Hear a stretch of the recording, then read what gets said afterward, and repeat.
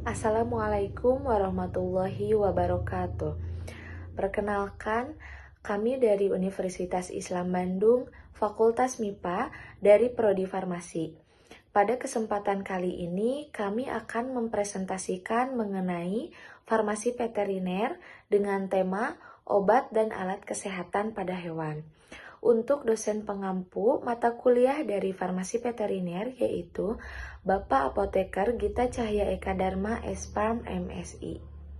Yang pertama yaitu ada hierarkiah dari Kementerian Pertanian. Untuk posisi pertama diduduki oleh Presiden Republik Indonesia. Untuk posisi yang kedua yaitu dari Kementerian Pertanian. Posisi ketiga yaitu ada Direktorat Jenderal Peternakan dan Kesehatan Hewan atau Ditjen PKH. Posisi keempat yaitu ada Direktorat Kesehatan Hewan atau Ditkeswan. Posisi kelima itu ada Subdirektorat Obat Hewan dan Sediaan Veteriner. Posisi keenam itu ada Balai Besar Pengujian Mutu dan Sertifikasi Obat Hewan. Dan posisi yang terakhir yaitu ada Otoritas Veteriner Nasional dan juga daerah. Selanjutnya yaitu ada tahapan proses dari obat hewan. Yang pertama yaitu ada produksi dan juga ketersediaan. Untuk pelaku pada produksi dan ketersediaan meliputi produsen dari dalam negeri maupun dari luar negeri. Untuk kegiatan yang dilakukannya yaitu produksi, pemasukan atau juga impor, kajian lapangan, dan penerapan CPHOB. Untuk penanggung jawab dari produksi dan ketersediaan yaitu ada Ditjen PKH melalui PP Pite PP. Untuk selanjutnya yaitu ada pendaftaran di mana pelaku pendaftaran ini tuh pelaku usaha dari obat hewan tersebut. Untuk kegiatannya yaitu melakukan pengajuan dokumen, penilaian teknis, dan juga pemberian nomor pendaftaran. Untuk penanggung jawab dari pendaftaran ini tuh ada PP Pite PP dan juga ada Ditkeswan. Selanjutnya yang ketiga dilanjutkan dengan izin usaha dan juga izin edar. Di mana pelaku pada izin usaha dan juga izin edar ini tuh produsen, importir, eksportir, distributor, depo, dan juga toko. Untuk kegiatan yang dilakukannya yaitu pemberian izin usaha dan juga izin edar. Untuk penanggung jawab pada izin usaha dan juga izin edar, yaitu ada Ditjen PKH dengan mengatasnamai dari Menteri Pertanian. Selanjutnya yang terakhir yaitu ada pengawasan. Untuk pelaku dari pengawasan ini tuh yaitu ada dokter hewan pengawas dan juga ada orang dari Dinas Peternakan daerah. Selanjutnya untuk kegiatan pengawasan yang dilakukan yaitu pengawasan mutu, keamanan, distribusi, dan juga penggunaan obat hewan. Untuk penanggung jawab dari pengawasan yaitu ada Otoritas Veteriner Pusat dan juga daerah tergantung dari daerahnya masing-masing.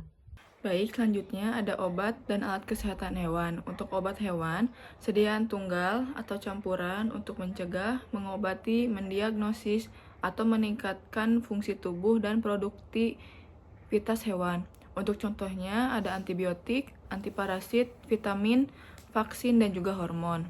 Lalu alat kesehatan hewan, di mana ini tuh terdiri dari instrumen, mesin, atau bahan yang digunakan untuk pencegahan, diagnosis, perawatan, dan rehabilitasi hewan. Untuk contohnya, termometer, stetoskop, alat suntik, mikroskop, dan juga alat bedah. Untuk tujuannya sendiri, menjaga kesehatan dan kesejahteraan hewan, mencegah penyakit zoonosis, meningkatkan produktivitas ternak, dan menjamin keamanan produk hewan. Baik, selanjutnya adalah obat extra label. Penggunaan obat extra label adalah obat yang tidak sesuai label resmi, spesies, dosis, rute, indikasi, atau durasi. Contohnya itu, obat manusia digunakan untuk hewan dengan penyesuaian dosis. Tujuannya diterapkan bila tidak ada obat resmi untuk penyakit tertentu pada hewan. Dokter hewan wajib menilai keamanan, efektivitas, dan waktu henti yaitu withdrawal time. Harus ada catatan penggunaan dan pemantauan efek samping atau residu. Kemudian tidak boleh digunakan pada hewan pangan karena resiko residu. Contohnya itu adalah obat chloramphenicol, nitrofuran, fluoroquinolone, dan hormon anabolik. Penggunaan obat ekstra label hanya boleh dilakukan oleh dokter hewan secara bertanggung jawab dan tidak boleh untuk obat berisiko tinggi atau hewan pangan. Peranan farmasi dalam bidang farmasi veteriner yang pertama berperan dalam pengembangan dan formulasi obat hewan. Farmasi veteriner merancang sediaan obat yang aman dan efektif untuk berbagai jenis hewan, menentukan dosis, bentuk sediaan, dan cara pemberian yang sesuai fisiologi hewan. Kemudian yang kedua, quality control dan quality assurance, menjamin mutu, keamanan, dan stabilitas obat hewan, melakukan uji toksisitas, residu, dan kesesuaian standar regulasi. Kemudian yang ketiga, dispensing dan informasi obat, menyiapkan dan menyerahkan obat sesuai resep dokter hewan, memberikan edukasi tentang dosis, efek samping, dan waktu henti obat.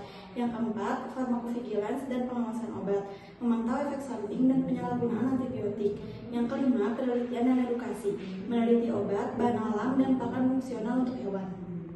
Dalil nakli, Rasulullah bersabda, sesungguhnya Allah telah mewajibkan berbuat ihsan atau kebaikan kepada segala sesuatu. Jika kalian menyembelih, maka sembelihlah dengan cara yang baik, dan jika kalian membunuh, maka bunuhlah dengan cara yang baik. Maknanya, hadis ini menegaskan pentingnya berbuat ihsan terhadap hewan, termasuk dalam hal perawatan dan pengobatan. Memberikan obat dan alat kesehatan yang sesuai adalah bentuk ihsan dalam menjaga kesehatan hewan. Sekian presentasi dari kelompok kami. Wassalamualaikum warahmatullahi wabarakatuh.